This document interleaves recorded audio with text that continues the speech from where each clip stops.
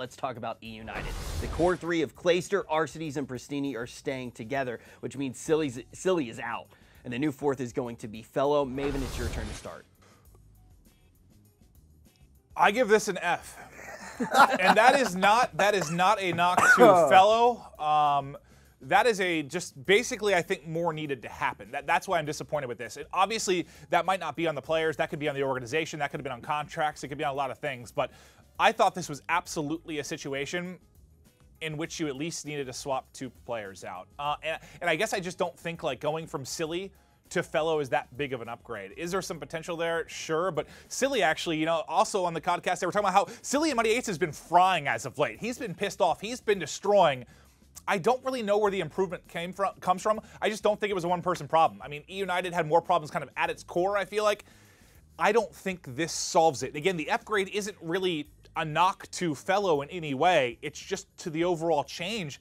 I don't think it's going to impact that team this much. That's how I see it. Yeah, Benson? I'm going to give it an E. I don't know if you guys have E in America. What school did you go to? I was about to say. An E is it's grade unacceptable. It's actually worse than an F. But it comes before F in the alphabet. Don't worry about how the alphabet is done, yeah. Rich. An E is classed as unacceptable. It's the worst grade you can possibly get in the United Kingdom in terms of your grades. Well, you guys should learn your ABCs. Are you gonna let me finish my point, Rich? Or are you gonna no, keep actually, talking about you know what? Maybe I'm just not. You don't even know your ABCs, Ben.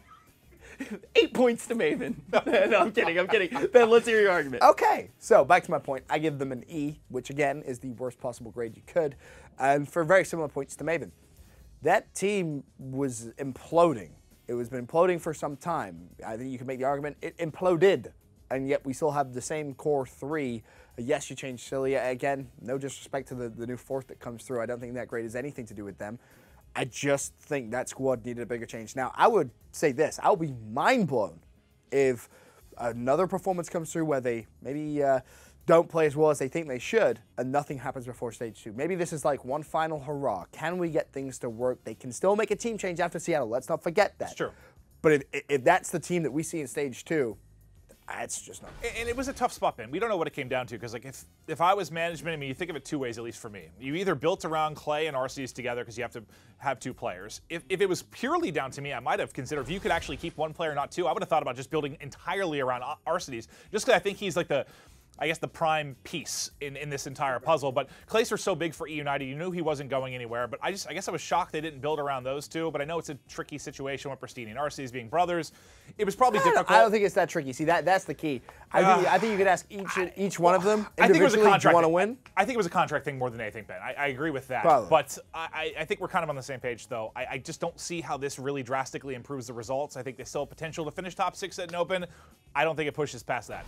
Yeah, I mean, hey, look, alphabet things aside, once you actually did speak in English, Ben, I think your argument was pretty strong. You guys definitely do agree here, but Ben, because you opened it up a little bit more, I'm actually going to award the point to you.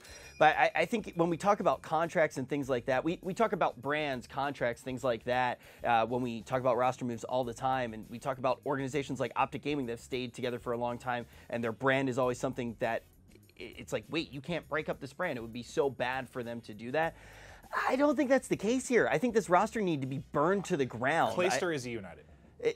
In a lot of ways, but Alec is the best player on that team. Totally agree. I think you could also make the argument Arcides is starting to get that little bit of like eUnited kind of FaceTime, if you will. Like he is, but he's definitely not Clay. Not close to Clay. Yeah, right. I mean, he's not. I mean, Clay's a rock star, but Alec is an absolute god. But at the end of the day, this is a roster, and I think, Ben, the main thing that I want to jump on board and agree with you on is the fact that, hey, let's maybe hope that this roster change after Seattle. And it's no knock on the new player coming onto the team. I'm excited to actually see that face in the league.